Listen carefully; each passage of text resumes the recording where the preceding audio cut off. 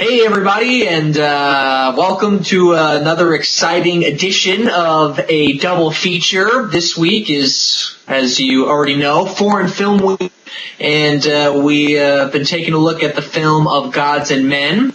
So again, if you haven't seen it, go check it out. I think it's definitely worth a watch. But for those of you who have seen it, let's get on to the conversation part, because that's the funnest part of this. Let's do it. Yeah. Okay, so first question. In your review, you talk about this struggle that Christoph has with himself about deciding whether to stay or to go. And he specifically states in the film that he didn't become a monk to commit collective suicide. So, but through prayer and through pondering and through talking with Christian, he decides to stay. So how is Christian's martyrdom different from collective suicide? I mean, where is that justification for him? You talked about it a little bit in your review, but I guess I just wanted you to sort of elaborate on the depth of what that meant. Yeah. I think the first way I'd answer that is just throw another question back at you with, is there death? Is there murder? Can we consider that a martyrdom in the first place? Okay. Touche. I think we know, because remember, as they're having the monks sort of make their statements. Right. They specifically say they've been captured so they can be held hostage in exchange for prisoners that the French have already captured. Right. I guess that's true. Yeah, you're right. So they're trying to do an exchange. So this is why I'm wondering if it's a martyrdom in the traditional sense of the word, because they're not being held and captured necessarily for their religious beliefs, but only because they're French. No, that's a good point. You do, yeah. So then, if we're staying traditional, you're right. Then I wouldn't say it is a martyrdom. On the other hand, the reason why they stay is this very personal religious conviction, and it's that conviction that ultimately drives them to being killed, and they know it and they accept it. So even though the people who kill them aren't killing them for religious reasons, we could probably make the argument that they are dying or allowing themselves to embrace death because of religious reasons. Right. And I think the reason why they're able to go there is because of the difference of, shall we say, a collective versus a community.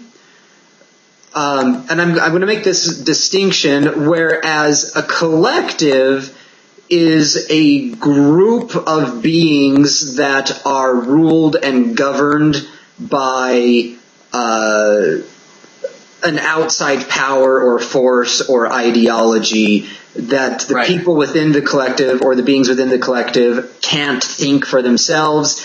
They are just programmed, for lack of a better word. So when I think of collective, I think of, bees and ants and schools of fish. There's a collective. Okay.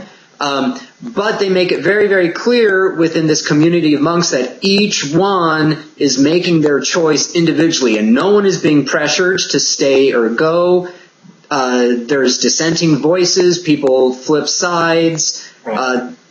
And there's not really a whole lot of talking to try and convince anybody to stay or go. In fact, there's really none. There's just at the table, they talk, they give their individual reasons, but then we see each one of these monks individually go out, go into nature, go into the garden, their jobs, their scriptures, their prayer, and find this answer out for himself. And it just so happened to be that at the very end, they all agreed as individuals to stay, and so it became each an individual death, an individual martyrdom on each part rather than collective suicide. But I also like that the director also puts it back on the audience and gives us this idea to like, I never felt like the director was judging me if I've ever had a moment of weakness in my own faith. It was a very, this is an individual, it's an individual experience for everyone, and I like that not only in the story do we see that, but then the director's approach to that was the exact same, that we were just given the opportunity to watch, participate, but then in the end, the choice is still ours. I mean, do we agree with them? Do we not agree with them? Yeah, and I really like that aspect of the film, of just exactly what you said, how non-judgmental it was. At any point throughout the film, when these people are saying they want to leave, they want to get out, there was no judgment there. When they changed their mind and said, no, they're going to stay, again, there was no judgment there. They were just allowed to be and live. Staying on this concept of death and all of that, and I can see that idea of dying in Christ, I think, very clearly in it, as they're all approaching the cross and the crucifix. But it was the hope of a resurrection that I was hoping you could elucidate on, because that's one thing that honestly surprised me.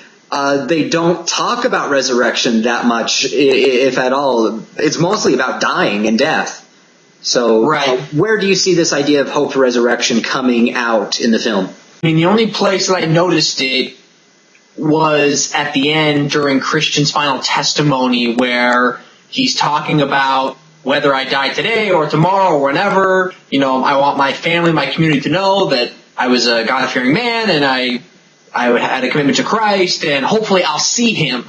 That was the phrase where it was, there's this hope that he will see him again. The point I was hoping to make was that I think this film does something very unique in that, and we mentioned this before, not only do these members have to make this individual choice about what they're going to do, but I think the director is asking us, in very subtle ways, do we hold true to our commitments? And not only that, but did we have the eyes to see the message? Because I think some audience members, and like you said in your review, that a lot of people might watch this movie and be like, okay, cool, based on a true story, fun, kind of slow, absolutely no music. But I think that's the beauty of this film, is that there was a message.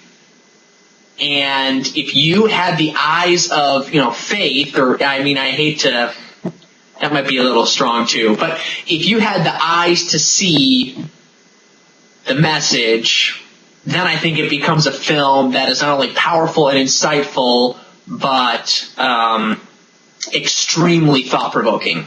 Because I was right there with you. I watched the movie and then for days couldn't stop thinking about it. Just for days. I kept thinking about it. I was like, man, what is it about this movie that I like so much? I don't know. I just kept thinking, and it's just this beautiful love story. This beautiful love story of one man who, whether he made a good choice or a bad choice is up to the audience, and in the end, as he was facing judgment and God and death, he said, I made a commitment, and I never wavered from my commitment. I was always true to my commitment. I'm not perfect. I'm not a saint, but I have a hope that I will see God again. I did pick up on that, but I think the overall message I took away from it was, we'll just say, very different. So I might not have the eyes to see, but that's okay. That wouldn't be the first time. No, I think you and I see things very differently. That's why this is exciting. The message I took out of it has a lot to do with commitment as well. But it's sort of tying back, and you brought this up in your review about the quote at the beginning of the film, "Ye are gods, and all of you are children of the Most High, but you shall die like men." I think it's this idea, because there was no divine intervention. We as an audience do not see probably the critical moment in any of these men's lives where they make that choice. That's true. We see them searching for it, we see them pray and struggle, but ultimately we are not privy to whatever experience they had when that choice was made. it just keeps reminding me of this phrase, and I believe they mentioned in the film called The Silence of God, that God's major purpose and function is just to sit there and watch you to see what choice that you will make.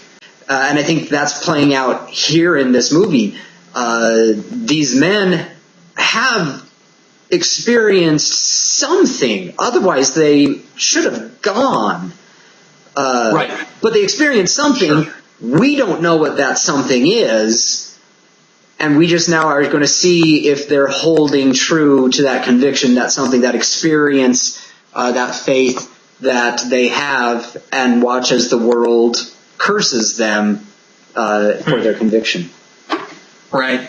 Yes, I certainly was prevalent, but you did not have the eyes. That's a problem. I'm just kidding. I'm just kidding, of course. Guilty. I'm just kidding. It's my... No, but I mean, I agree with you. I definitely agree with that perspective, and can see that perspective. But again, that's just one of the things that I guess I enjoy most about the film, is just there was so much left to us, the audience.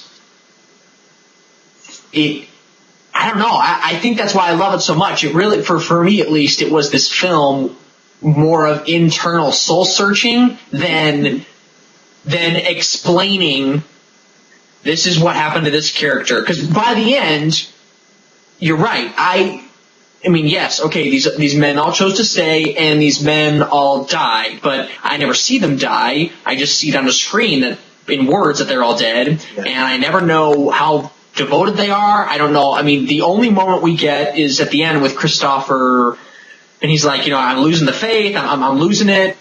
But even then, all of a sudden he's normal, and it's like, wait, why? Like, what happened? Did God come to you? See an angel? I mean, what happened? We don't know. But I just walked away being like, okay, this is really almost like a self-check movie for me. Like, how am I doing? Am I committed to my people? Maybe I'm not as committed to my wife as I should be. Yikes, I gotta fix that. So, anyways. Alright, well that brings this week's discussion to a close, and what a thought-provoking discussion it was. Feel free to leave your comments or other questions you might have about the film in the comments section below. And what did you think about the overall way the director filmed the movie? The fact that he leaves so much open to the audience to interpret and decide for themselves. So yeah, please let us know in the comments section below. And as always, you can head over to our Facebook page or our Twitter and keep up to date with all the things that we're doing. And we will see you guys next week when we talk about something spooky. Ooh.